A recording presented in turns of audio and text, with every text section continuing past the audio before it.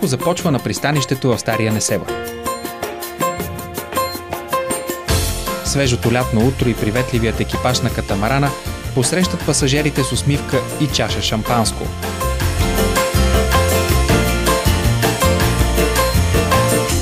Отправяме се на вълнуващо пътешествие през морската шир с отправна точка Несебър и дестинация островът.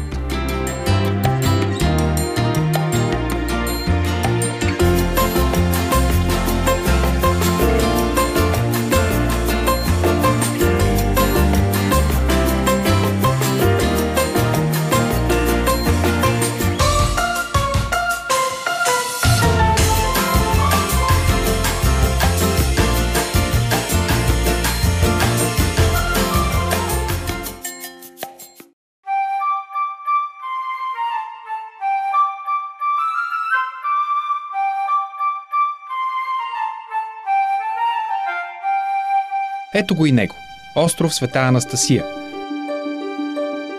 Не просто късче земя в морето, а едно от най-интересните, най-романтичните и най-екзотични места, с които се гордее българското крайбрежие.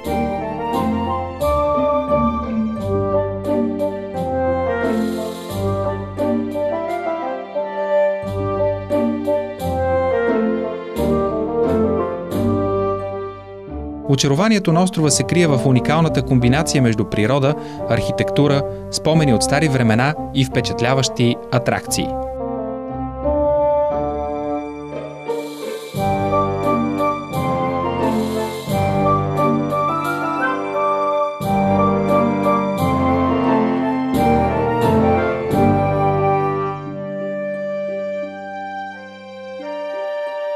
Най-внушителен е храмът Успение Богородично.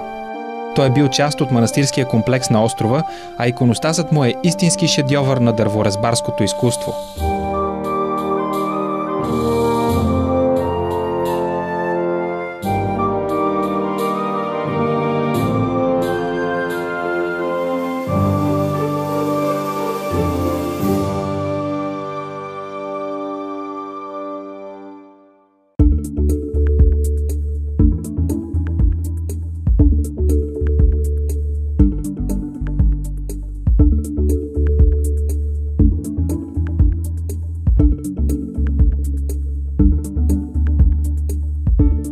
След приятната разходка из острова, пътешествието ни продължава с пикник в морето, апетитна храна в романтичен залив.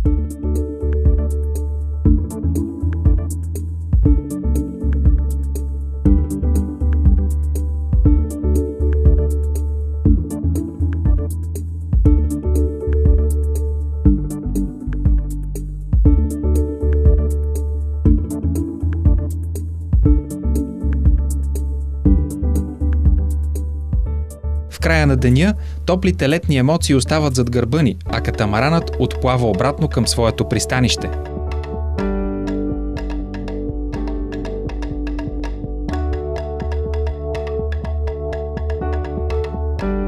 Но каквото и да ви разкажем за това морско приключение, то не може да се опише. Просто трябва да го изживеете.